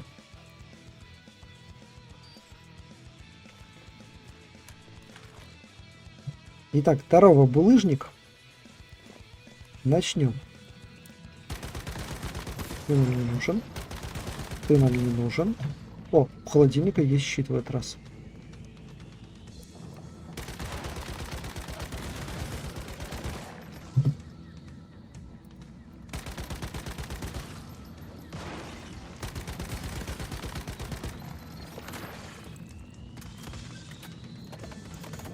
Что-то я этого не вижу. Головастика огненного. Это уж не попадаться, насколько я помню. Так, где головастики?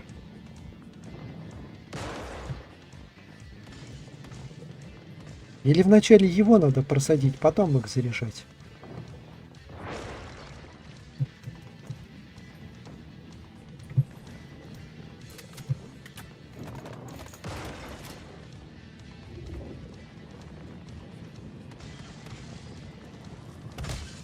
Ой-ой-ой.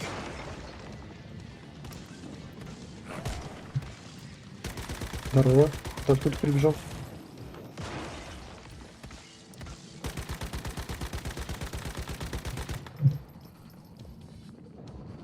Температура окружающей среды.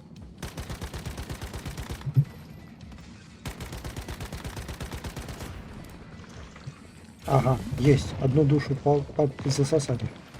Значит, не обязательно те головастики с красными головами.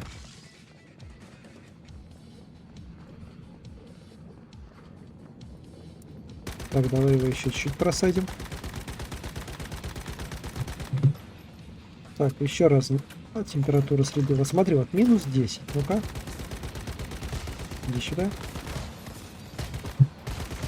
И...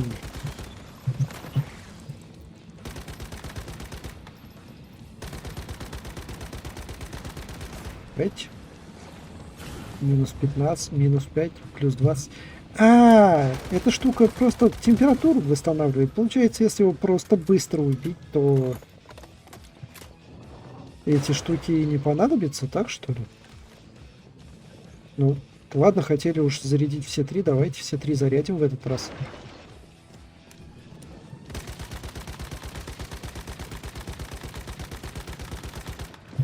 Так, с тобой все.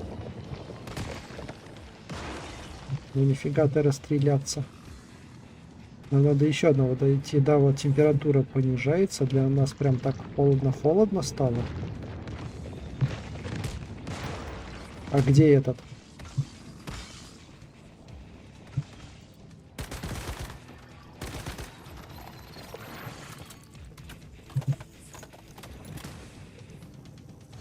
Ты к нам сюда летишь?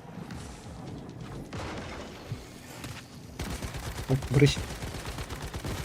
Мне вот эта вот штука нужна. Тетя. А ну иди сюда. И как ее, блин, грохнуть, если она сюда не поднимется?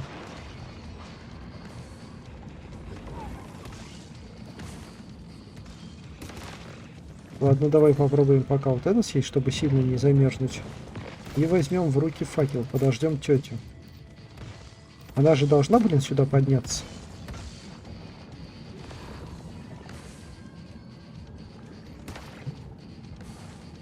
Или нет? Или она хрен забила?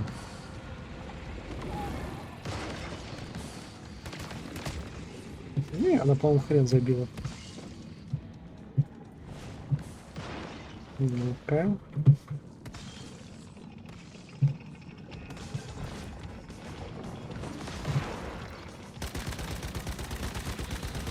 Как раз. Колобысь. Третья температура в этой зоне повышается, сбор энергии до камер. Ну и ничего не изменилось, нифига. Все как было, так и осталось.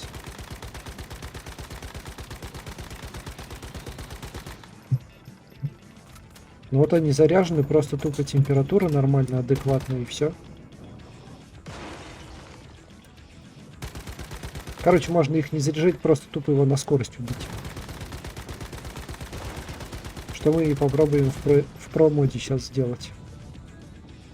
Все, дружище, мы поняли, у тебя тут ничего интересного, предыдущий холодильник был сложнее.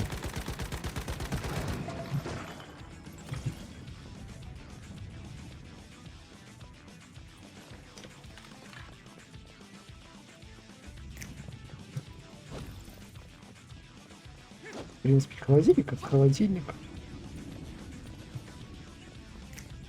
Но мне кажется, его облегчили, этот режим немного легче.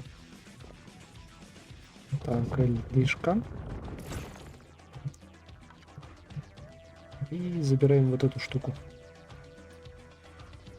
Еще и кошака дали. Так, а сложность высокую мы прошли. Пробуем режим про.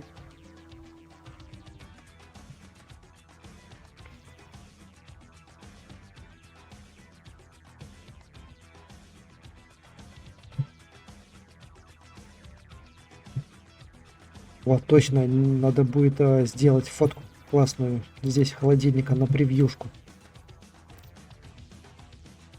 Только под этой бы фотографией еще не умереть было бы здорово. И возьмем рыбину обратно.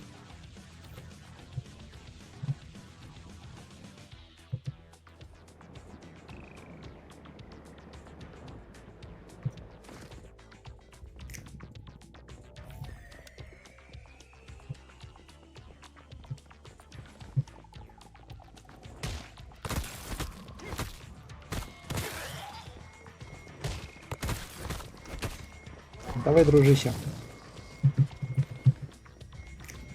Ой-ой-ой, ого, вот это уже серьезно.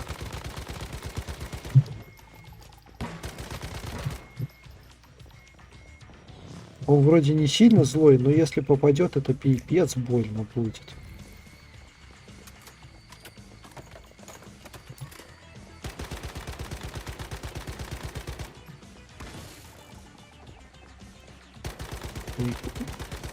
Ты туда же.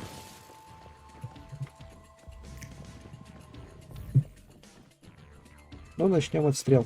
Фас.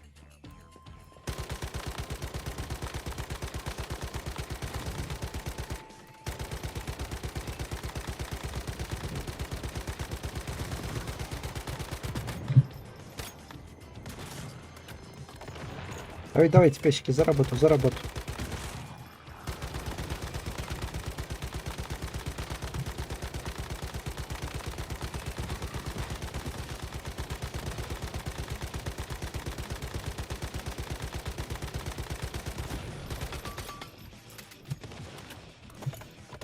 Тело минус.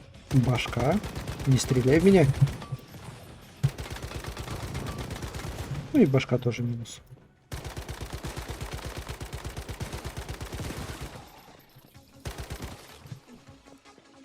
Ну вот, а мы-то думали, а оно оказалось.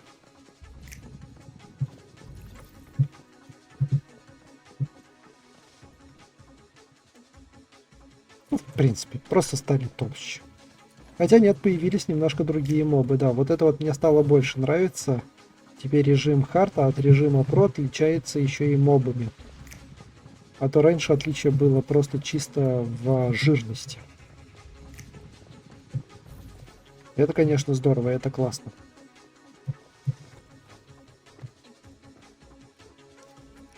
Им надо, пора уже вводить 4-й уровень сложности.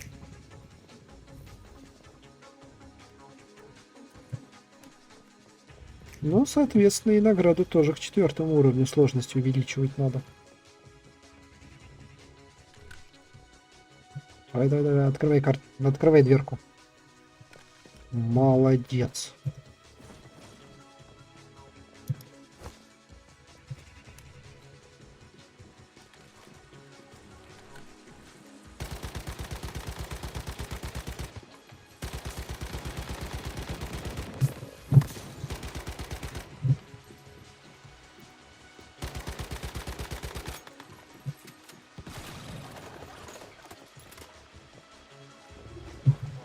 Ой-ой-ой. Слушай, дружище, а ты знаешь, что это больно было, а?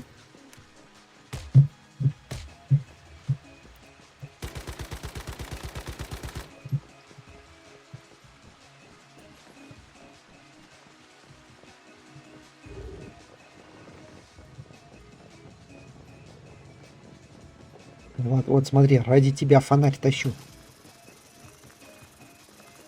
От фонаря эффект теперь красивый стал.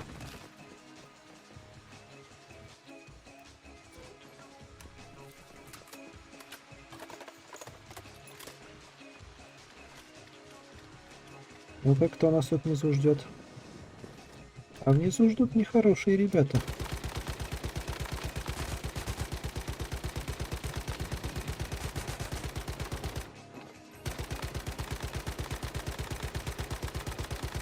Ну, хорошо, что они быстро падают.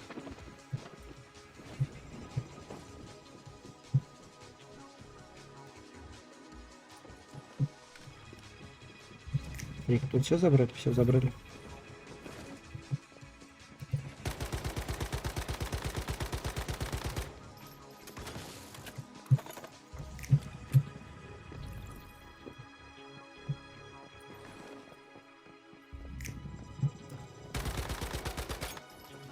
Так, мужик, погоди, я перезаряжусь. Отдай фонарь. Молодец, красавчик.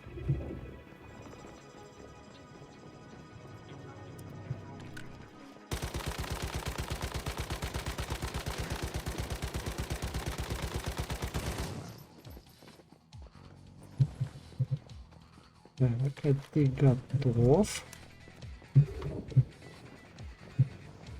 Песик, фас.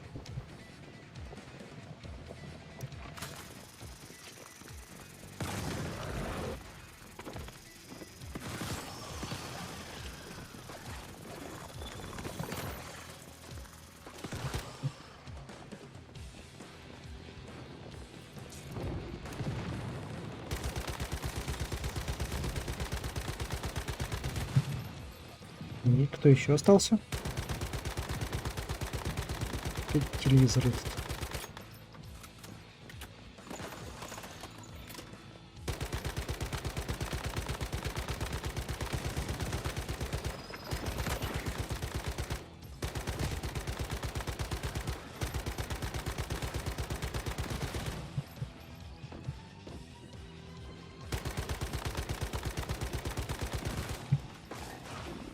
Здорово, дружище. Ты берега попутал, что ли? Замахиваешься на меня тут. Коны бегают.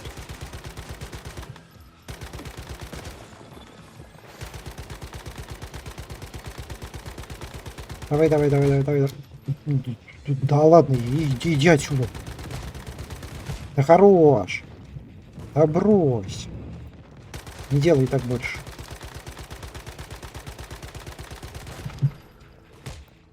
У меня псинка почти успела восстановиться, блин.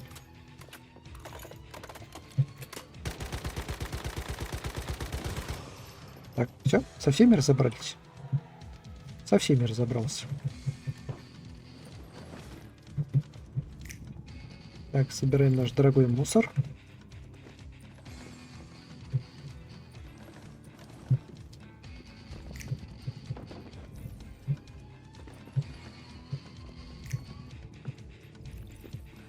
Почувствуй себя бомжом.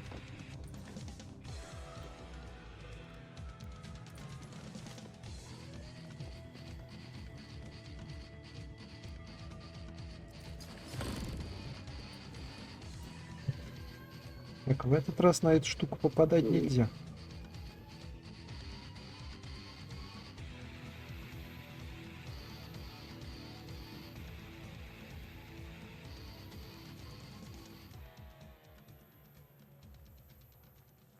Угу. Ползем. Ползем. Еще раз ползем.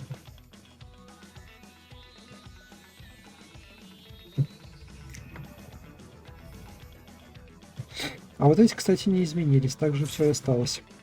Прям точно так же двигаются на всех сложностях.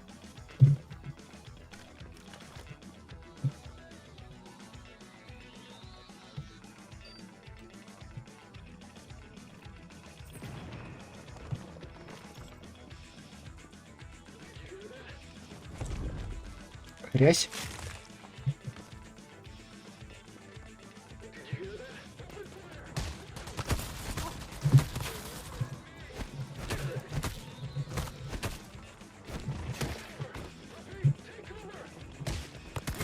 Ой, не-не-не, с тобой вблизи драться не буду, ты же реген.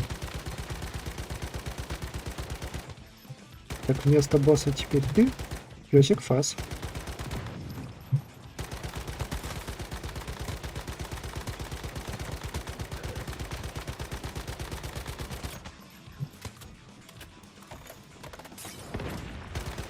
Давай, давай, давай, давай, дружище, умирай, умирай, умирай, умирай.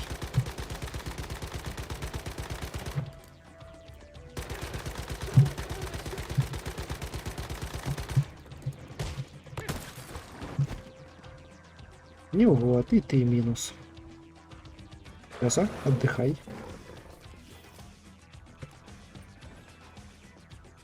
Получается, от мороза у меня будет примерно около 30 секунд, чтобы убить босса. Давайте попробуем. Навалять его за 30 секунд.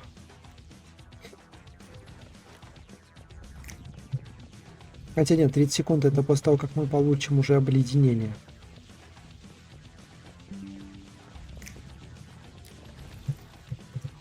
О, а кто вас тут убил? Я вас вроде не убивал.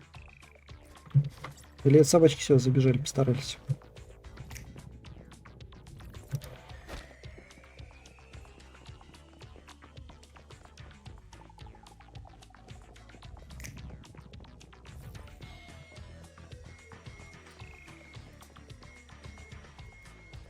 Антидоты, антидоты.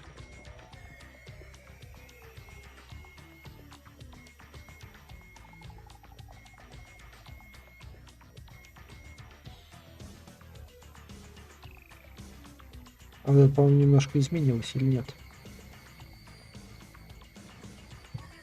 Чё я забыл аж предыдущее прохождение. Так, ну что, друган, мы готовы.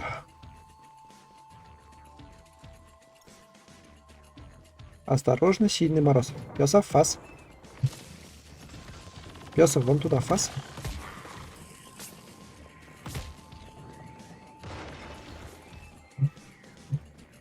Что-то я бы не сказал, что пес прям такой большой. А, вот тут еще где обогрев есть.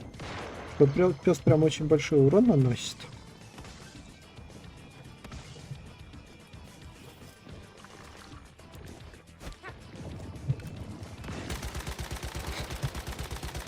Погнали.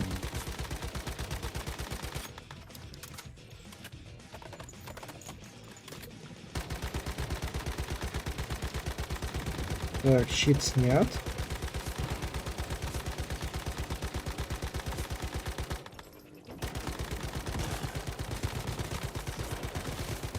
Летуны вообще не в тему.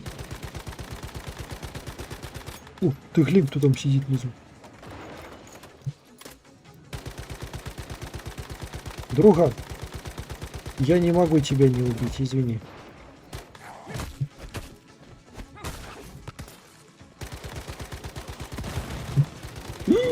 Ё-моё. Надо быстрее к тебе работать.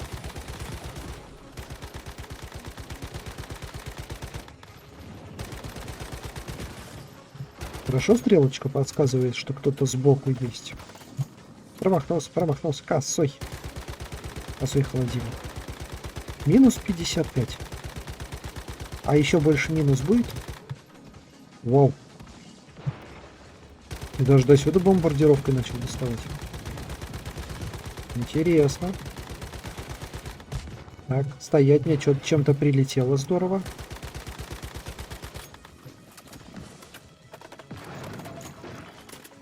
Все.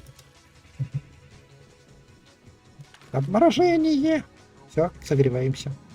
Ну, собственно, ребята, вот так вот он легко и убивается, оказывается.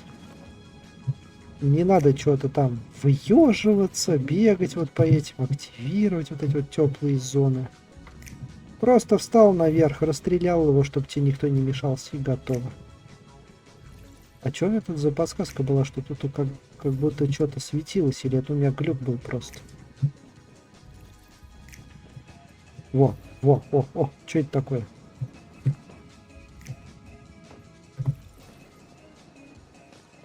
Походу просто глюк. Итак, у нас здесь перчатка не выпала.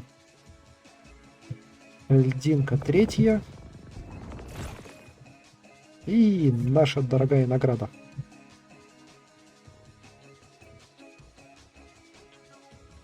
Лобысь. Ну, вот, собственно, мы и прошли. Надо было сделать фотографию. И забыл. Ну ладно, пройду еще разок, сделаю фотку на превьюшку.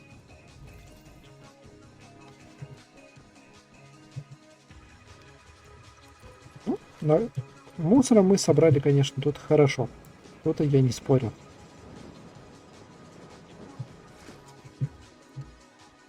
Так, ну, пожалуйста, заканчиваем на эту нашу серию. Надолго прощаться не буду, как я уже говорил. Не забываем бабахать лайкосик, не забываем подписываться, чтобы не пропускать новые выпуски. Скоро подготовлю еще дополнительно другие моменты по доходу, по эйсиду, по кортексам.